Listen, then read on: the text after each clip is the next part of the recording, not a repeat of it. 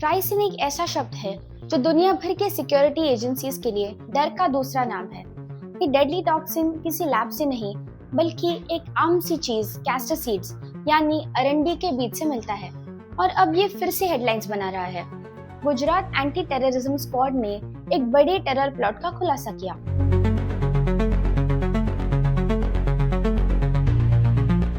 Ricin का प्रयोग करके टेरर अटैक प्लान करने वाले 3 लोगों को अरेस्ट किया गया।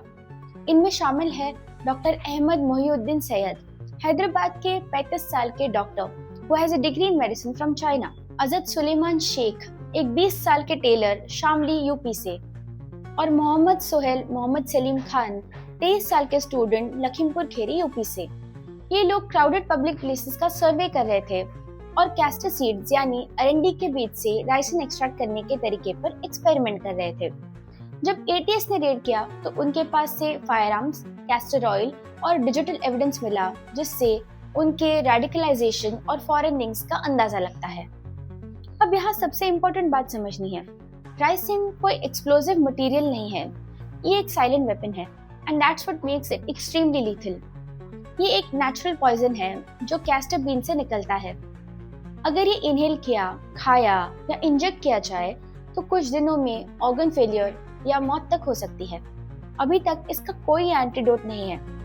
इस पॉइजन की एक और स्कैरी बात ये है कि इसे बनाना रिलेटिवली सिंपल है क्योंकि कैस्टर सीड्स तो इजीली अवेलेबल होती है। इसी वजह से एक्सट्रीमिस्ट के लिए ये एक अट्रैक्टिव ऑप्शन बन जाता है। लीथल भी है और ट्रेस करना मुश्किल भी। हिस्ट्री में भी राइसिन कई बड़े असैसिनेशन अटेम्प्ट्स में यूज हुआ है। सबसे इनफेमस केस था 1978 का, जब बल्गेरियन डिसिडेंट जॉर्जी मार्कोव को लंदन में अम्ब्रेला मर्डर के दौरान राइसिन से मार दिया गया था। जॉर्जी एक जर्नलिस्ट और राइटर थे जो बल्गेरिया में कम्युनिस्ट रेजिम के विरुद्ध बोलते थे। बल्गेरियन सीक्रेट पुलिस ने सोवियत यूनियन के केजीबी के मदद से उन्हें असैसिनेट कर दिया by using a specially modified umbrella, जिसमें छुपा हुआ छोटा सा मेटेलिक पैलेट था जिसके अंदर राइसिन फिल किया गया था। One slight prick और कुछ ही देर में उनकी तबीयत बिगड़ गई and he was dead in no time।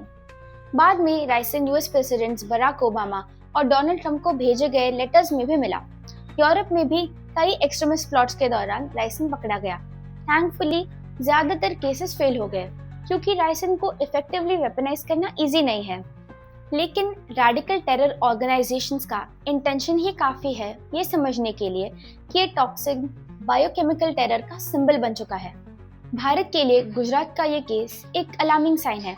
लग रहा है कि कुछ फ्रिंज ग्रुप्स कन्वेंशनल एक्सप्लोसिव से केमिकल एक्सपेरिमेंटेशन की तरफ बढ़ रहे हैं। अगर रेडिकलाइज ग्रुप्स के हाथ ऐसे साइलेंट वेपन्स आ जाए तो it can have really fatal consequences.